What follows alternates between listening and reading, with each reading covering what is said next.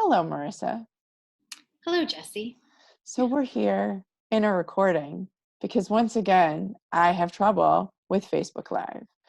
I'll figure it out eventually, someday. Someday the Facebook Live will work for me. So, for everybody watching, I'm here with my good friend Marissa Finelli, whose name I apparently have trouble saying. Mhm. Full transparency for those of you who don't know, Marissa is one of my longtime clients. I did her website a few years ago. She was the one who was pushing me to start my own consulting marketing business. But one of the things that's amazing about Marissa is that she's an incredible writer. And outside of being a writing whiz, she's also owns a company here in Sudbury, Massachusetts called Healing Point Therapeutics.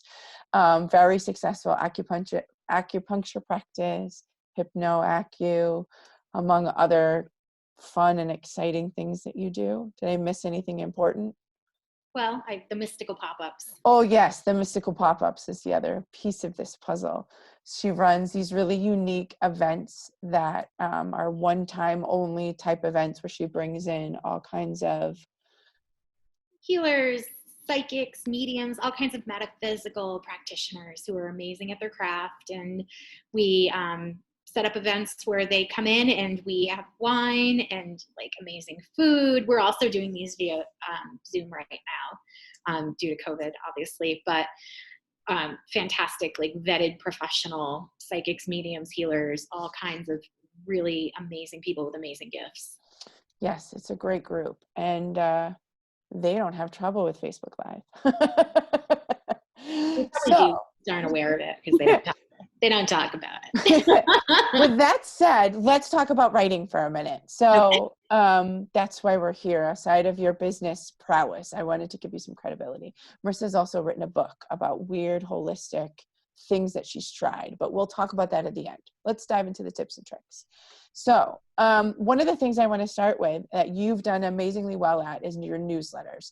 Your open rates on your newsletters are incredible. And what I mean, for those of you watching who don't know, open rates are what you look at, the number of people that you email to versus the number of people who actually click to open your newsletter. Those are one of the metrics that you should be aware of if you send out an email, to make sure that you're getting a higher percentage every time. So everybody's different, everybody's company's different, and you want to make sure that number is headed in a positive direction. And yours are incredible. So that's where I wanted to start. Talk to me about how you approach writing your newsletters. Where do you start? How do you start thinking about it? What's your process there?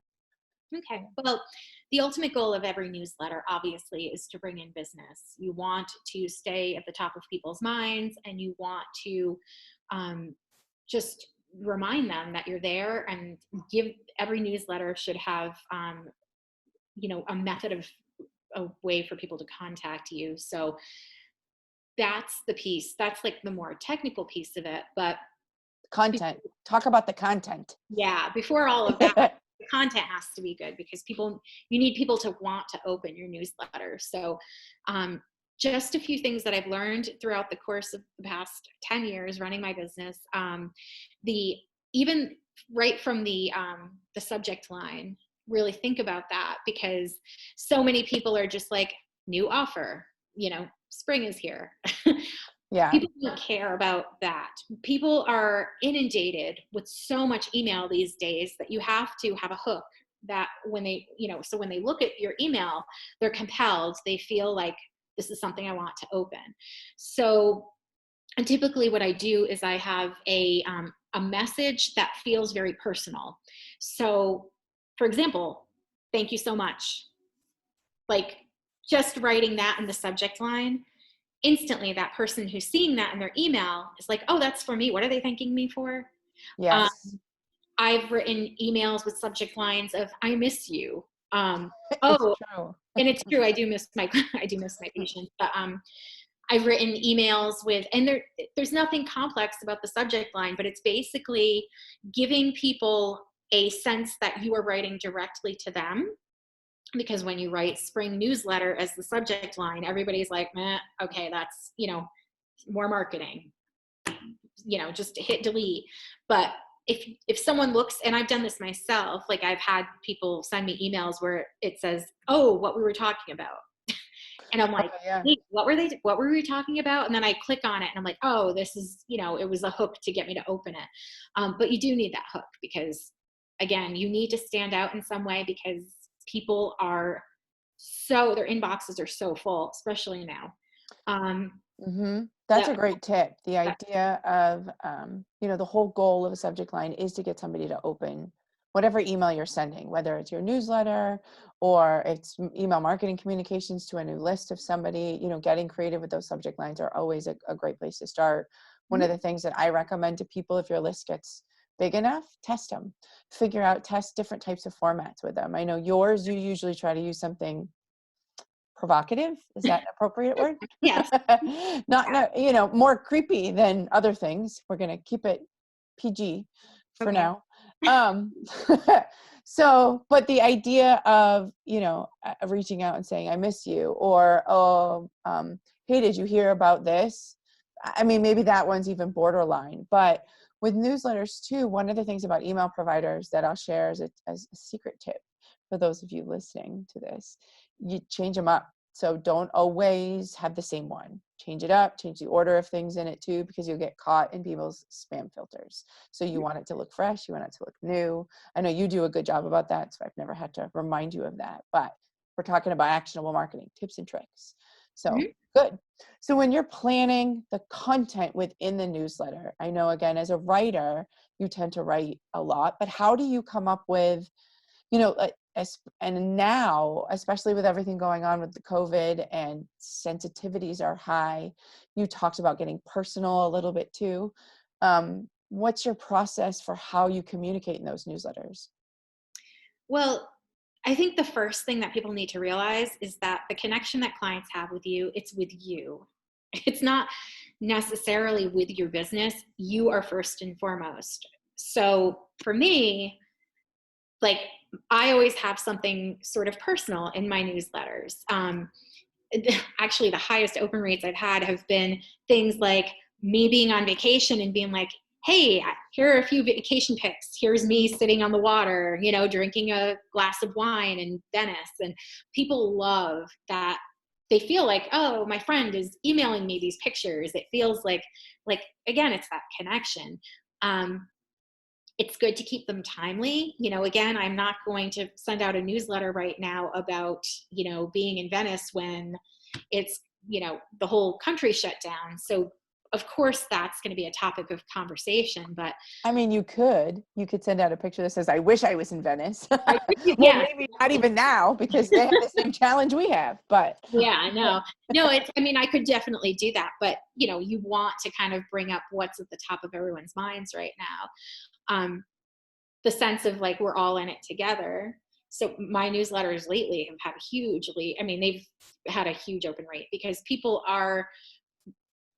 they feel that, that sense of like, I'm part of a community, we're all suffering together. And so if I can open this newsletter and commiserate with this person who I know, and I want to see how she's holding up, and like, that's powerful, So what you want to do is find that connection of like, here's my personal story.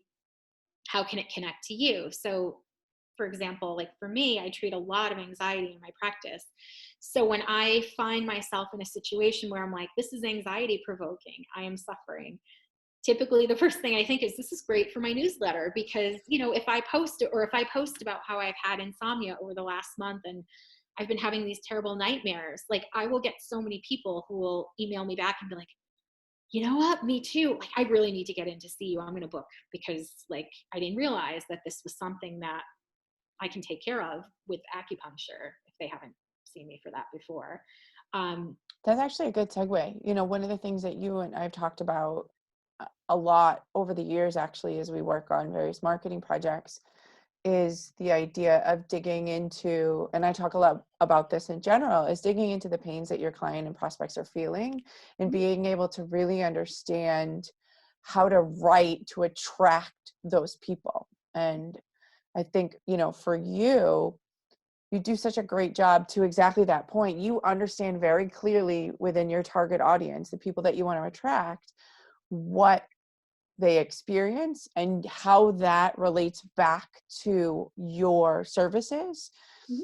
So the process of writing those is hard. It's not easy. And it, there's some level of practice. I think there's a couple of ways that we've tackled that over the years. Do you have any, questions, like asking the question, are you experiencing this, is one way to do it. How have as a writer, what's your thought process behind going through those exercises? Do you have any tips there? I know I cut you off, but The it was a pain good, point? good Mhm. segue. No, it's okay. I mean, you know, for the specific pain points that people have, like there are certain things that we know that everyone's suffering from. Everybody's going to have anxiety sometimes. In flu season, everyone's worried about immunity. Like those are, if you're going to get into, writing for your audience, like these are easy ways, these are easy subjects or times of year to plan out how you're going to connect to people's pain points, because everyone has that. There are certain times of year where it's the same issue for everyone. Everybody gets the winter blues. Mm-hmm. um, I think the problem that a lot of people have is that they're writing, like they're writing for themselves. So it's these newsletters of like, I do this, I treat this, I blah blah blah. What you want to do is think about like, what is the thing that I want to see in my practice. So because I specialize in anxiety, depression, insomnia, those people, what I want to do is send something to them that makes them really think about like, yeah, that does suck. It really is the worst when you can't get to sleep. And so that's the first piece, just thinking about who do I want to attract with this newsletter? Like who is my audience? And then once you narrow that down, then you start thinking about like, okay, well, what is it taking from you? I think that's a really important question. Like, what is the thing that I want to treat? What is that thing taking from you? Like not, you, the person that I'm writing to. And then you get into that space of like, okay, and how does this connect back to me? Because people like to, again, feel that connection, like somebody gets it, somebody understands me. So if it was insomnia, if I'm writing a newsletter, I'm like, okay, I want to focus on people with insomnia. I'm going to think about the times that I couldn't sleep, and I'll tell a little story about how, a few years ago, I went through this phase of insomnia and it killed me, and I felt like it sucked all the joy out of my life. And I still think about it, and I recently gone through another phase of it, and I'm really struggling. And then I realized, oh, hello, like this medicine works for that. And how often do I forget to do the thing that I do for a living for Yeah. myself, right? And then it always ends with that. If this is, I hope that you're doing well, but if this is a problem that you're struggling with, I know how much it sucks. So come in, don't keep like putting it off because it's bleeding into every aspect of your life. I know because it's happening to me. Here's the button to click, to book a session. But with somebody who, again, yours, I feel like is, while it's more straightforward than other people's in terms of identifying pains that you solve, let's think about, let's say somebody who's creating jewelry, or somebody who's building pottery, or somebody who is providing, I don't know, jewelry is top of mind for me because it was just there isn't necessarily a pain that you're solving there, but as an exercise, like if you're selling, let's say you're selling unique pieces of earrings or bracelets or something, tapping into somebody's vanity in a nice way that says, looking for a unique item to sparkle at your next dinner party. I don't know. How would you kind of approach that? What's your thought process behind, writing? If somebody approached you and said, I don't know, I make jewelry. I don't know. I make pretty things for people. How do you, I mean, am I when missing? it's something that's not specifically pain, um, Yeah. but we all have, there are certain things that we all share as human beings. Like, why would I go and buy that piece of jewelry? Because it's, there's something about it that makes me feel a certain way. So when I buy, I'm not really a jewelry person, but when I buy jewelry, I feel there's certain reasons why I would go for one thing over another. I feel pampered. I feel glamorous. I feel like, Same things for a salon.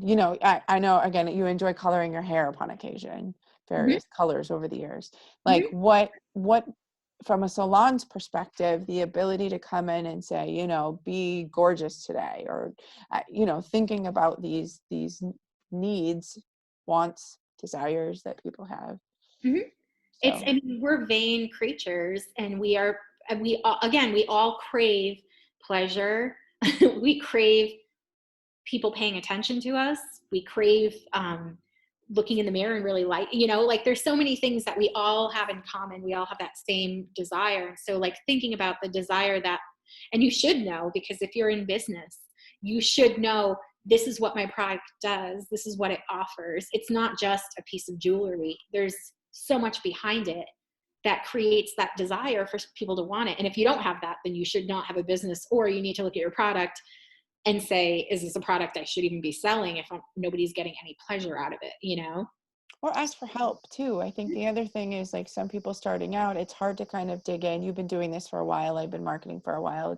There are conversations we have regularly, but the idea of digging in and saying, okay, it brings me joy to create, mugs, for example, or pottery or something. I have a favorite mug, and um and this isn't it, but I do have a favorite mug. Yeah. The idea of starting out in a business and that you're offering something that could be somebody, let me sell you your next new favorite. And so rather than like telling the story of the potter and how you became to be this great artist and your techniques are different and your kiln skills are different or whatever it might be, taking that conversation and not talking always about the why us, but Mhm. or why me. And this applies to any business, but the idea of how to, be special within that person's business. It's a hard process. I think It it's, can be, yeah. yeah, You even, have to be really clear, and it's hard to be clear sometimes because we're blinded by like we find something that we love and we're like, oh my God, everyone's going to be as excited about this as I am because mhm. I love mugs, and then everybody else is kind of like, I am not really that invested in these feelings you have about mugs. And you have to figure out like, okay, how do I bridge that gap? Like, how do I take the excitement and passion that I feel and like feed it feed it outwards so that people are like, oh yeah, you know what, it would really be awesome to have that perfect mug in the morning that, every morning I look at it and there's just something about it that makes me feel like lit up. It's like, oh, my day's starting. Okay. you Even, know or even now I'm seeing a lot of timely posts around Mother's Day coming up, graduations, birthdays. It's if you're watching this not in the springtime, it's spring right now while we're filming this. And so the idea of being, we're talking about consumer products, but even services. We spent the morning here at my house. We've having trees removed because being stuck at home, we've been putting off getting some trees removed on the property. And so the idea, I was looking at I've used this company a number of times. So I was on their website trying to write them a review because I know the power of local business and the reviews and the positivity. And I was thinking about marketing messaging too with them. Like, it's a tree removal service. It's not my next favorite tree removal, but tapping into the idea of like, um, add a little sunlight to your property, stop right. worrying about trees falling on your house. I don't know, as an example, we had dead ones. So that was a worry of ours. And so, looking at their website and going, their main headline doesn't need to support it, but someplace in the website, it says, removal of dead trees and stump grinding safely. And, we're experts in navigating power lines because that's the challenge and the pain that we were experiencing is these trees were near power lines and it's hard to get out and it can be expensive. Mhm. So, those are similar pains and that's what you should be writing about. Um, Shifting gears for another second, this is something I struggle with. So I'm curious to hear how you solve it. Fear of a blank page. So when you're getting started to start writing marketing, or writing your newsletter or your website or materials, it's really hard to start from nothing. Like, you as a writer, how do you kind of overcome that? What are your tips and tricks there? Anything? Deep And insights. okay, well, there's always something to write about because even if you're not seeing it at the moment, and even if it isn't necessarily directly connected to your business, right? So as I said before, what you want to do is create a connection with the newsletters. That doesn't necessarily mean that every newsletter has to be about here's what I offer, here's why it's awesome, here's how it can help you. You can, again, if you are feeling short on material, it doesn't mean that you have to just sit there and scramble for like, what can I talk about that has to do with my business? What has brought you joy today? Like, take a picture of that flower that's blooming outside, put it in a newsletter, and just be like, you know what? I've been thinking about you all. Spring has almost come. I'm loving the fact that like I'm seeing this beautiful flower blooming outside. It's reminding me that pretty soon, no matter what's going on, life is always moving forward. Like pretty soon we're going to see these flowers everywhere. And this is just my first sign that everything is going to be okay. What signs have you seen lately that made you feel like, yeah, things are going to be okay? Why don't you send them to me? Or why don't you post them on my Facebook Healing Point Therapeutics? You know, so it opens most of your newsletter should be obviously about what you do and how, you know, how it solves your pain. But you throw these little things in there because that's something anybody can do. Take a picture of a meal that you just ate and put it in your newsletter and say, you know what, like this is a local business that I'm supporting. I know that they have amazing food. I know that there's a lot of people in the area that were asking about the best pizza. So here's my public service announcement to my clients today. Try this place. That there's always something to write about. But the other piece too is that often I come up with a lot of ideas and I can't use them all. So write them down. Like you don't, like you can wake up, you know, we all go through these creative cycles where you wake up and you're like, oh, I've got like 20 great ideas that I can use for my newsletters. And then other times you're totally dry. So instead of just taking that one idea and using it, take those 10 ideas, put them somewhere in your journal, and then go back to that afterwards when you're feeling like, ugh, I don't have any ideas right now. Go back and take one of those that you've come up with before. Those are good tips. I think to that point, you know, Google Drive, you can create a quick spreadsheet, build yourself and I know I love Google Drive, but you build an Ed calendar, plan out ideas, stick them in there. You can move them around so you don't forget. The other tip that I found, because writing is not something I enjoy. I can do it, but it takes me longer than I would like.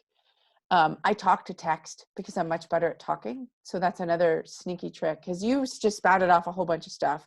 I'm sure that beautifully comes out your fingers. You know, I, on the other hand, will sit there with my phone or computer and talk and say, here's the story. And it comes out of me much more quickly.